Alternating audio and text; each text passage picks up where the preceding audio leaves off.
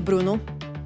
A gente segue ainda falando sobre as eleições de 2026, repercussões, e hoje eu fui conversar com alguns aliados, tanto de Sérgio Moro, quanto nomes ligados também à Federação União e do PP, e a candidatura de Sérgio Moro ao governo do estado do Paraná em 2026 está em risco. Além de enfrentar uma articulação do governador Ratinho Júnior contra a sua campanha, o senador agora também lida com uma nova dificuldade dentro da federação formada pela União e do PP. São nomes ali dentro. O clima chegou a esquentar depois que o presidente do PP, Ciro Nogueira, disse que a legenda está planejando lançar como candidata, lá no estado, a ex-deputada federal Cida Borghetti, que é a esposa do deputado Ricardo Barros, inclusive nome ligado muito forte dentro do PP. Com quem eu fui conversar, ligado a Sérgio Moro, aliados de Sérgio Moro disseram que ele não se abalou com essa informação e que continua muito confiante nessa disputa, mas admite que o senador avalia, inclusive, outras opções caso a União e o PP não cheguem a um acordo. Nos bastidores, a informação é, de fato, que ele vai sondar uma outra legenda se for necessário. Agora, nomes ligados a Ciro Nogueira também confirmam que a candidatura de Sérgio Moro dentro da federação é incerta. Não existe uma certeza se eles vão declarar o apoio fielmente ao nome de Sérgio Moro no estado do Paraná. Vamos ouvir então os nossos comentaristas, o João Belucci, sobre essa federação, João, porque já enfrenta várias dificuldades. Lá no início, quando teve a fusão, essa federação teve um incêndio na casa de Rueda, acusação para Luciano Bivar, virou investigação da Polícia Civil local lá no estado, chegou na Polícia Federal. O que sempre faltou foi justamente a união. E agora, Sérgio Moro novamente, a depender da federação, estará rifado nessa eleição em 2026. O que seria certo Sérgio Moro adotar neste momento? Insistir na federação ou tentar um outro espaço para conseguir realizar esse sonho em disputar o governo do estado do Paraná? Pois é, Bruno, você vê que essa federação que você mencionou é um saco de gatos, é uma confusão enorme, né? A própria União Brasil, que surgiu do Democratas, antigo PFL, com o PSL, que era o partido do Jair Bolsonaro quando foi eleito em 2018, uma confusão danada, criou a União Brasil, que era um partido desse clássico de centro, com uma agenda não muito clara, e tem vários atores ali, Sérgio Moro, Davi Alcolumbre, MBL, vários integrantes estão nesse partido. Então é um partido muito grande e sem uma linha clara na minha visão. Ele fez essa federação com o PP, que é um partido clássico de centro, que se diz mais de centro-direita, de largada, é o nome já Partido Progressista, se colocando no campo da direita, já é uma confusão de largada nesse caso. Eles se juntam nessa federação. A questão de uma potencial candidatura do Sérgio Moro, o que me chama a atenção é sempre esse desrespeito, de alguma forma, dos políticos pelo mandato. Caso ele saia, ele ainda não saiu candidato, então ainda há o benefício da dúvida. Porque ele foi eleito para 8 anos como senador, que, aliás, é outra excrescência que deveria acabar o quanto antes mandatos de 8 anos para senadores. Ele foi eleito na última, então ele ainda tem mais uma. Essa eleição agora não o afetará, ele ainda tem mais 4 anos. Ou seja, ele pode se candidatar ao governo, ainda que perca, regressar ao Senado. É algo muito ruim essa questão de políticos profissionais.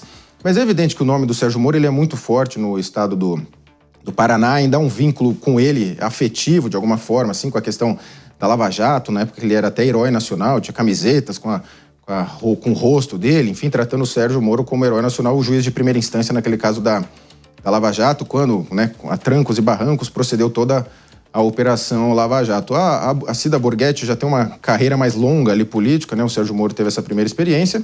Lembrando que o Sérgio Moro ele enfrentou aquele primeiro momento, quando potencialmente ele sairia para a presidência da República. A gente lembra, ele chegou a ser do Podemos, foi uma confusão danada ali, até por falta de experiência do próprio Sérgio Moro, que ele vinha da magistratura, muito habituado a ser obedecido como bom juiz, foi lá para o campo político, onde todos são mais iguais, vamos colocar assim. Ele sofreu bastante, chegou a percorrer o Brasil pelo partido Podemos, né, que depois gerou até uma ação na Justiça Eleitoral contra ele por aqueles gastos, dando a indicar que seria candidato à presidência. Depois, ele foi para a União Brasil, enfrentou muita resistência ali na época na União Brasil, acabou saindo para o Senado e foi uma eleição muito parelha, tanto com o jornalista Paulo Martins, quanto com agora me fugiu o nome, mas tinha outro candidato muito forte, o Álvaro. O Álvaro, então, ele ficou nesses 3 e o Sérgio acabou ganhando, né? Que é uma eleição por maioria simples, ele ganhou. E ele agora teve um início muito confuso como senador, depois teve aquela questão da aprovação. Tudo indica que ele aprovou o Flávio Dino, conforme os prints que vazaram lá do celular dele. Então ele ficou muito confuso ali, mas hoje ele parece que deu uma reviravolta. Ele deu uma reviravolta política, até em questão de exposição do media training. Enfim, ele tá com uma retórica mais de político agora mesmo, até a forma dele falar tá diferente. Então acho que ele tem muitas chances e acho que ele vai sair. Candidato sim, só que só fico nessa confusão, Bruno, do respeito pelo mandato, que é muito comum aqui em vereadores também. A gente teve vários vereadores aqui em São Paulo e outros lugares que foram eleitos, agora eles vão sair para deputado federal, ou seja, respeito nenhum pelo mandato e provando que os planos são sempre eleitorais, não planos de governo.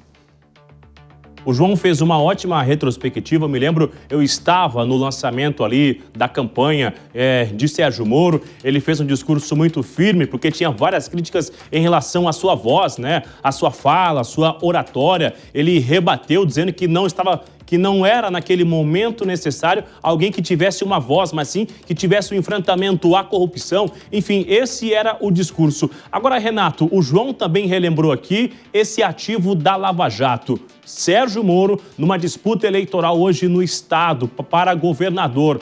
Esse ativo Lava Jato é suficiente ou será necessário um outro esforço, um outro resultado do Senado Federal para colocar em jogo sobre essa mesa numa campanha eleitoral? Sim. Não me parece. Mesmo o Paraná é um estado com perfil muito à direita ali, foi ali que Lula ficou preso.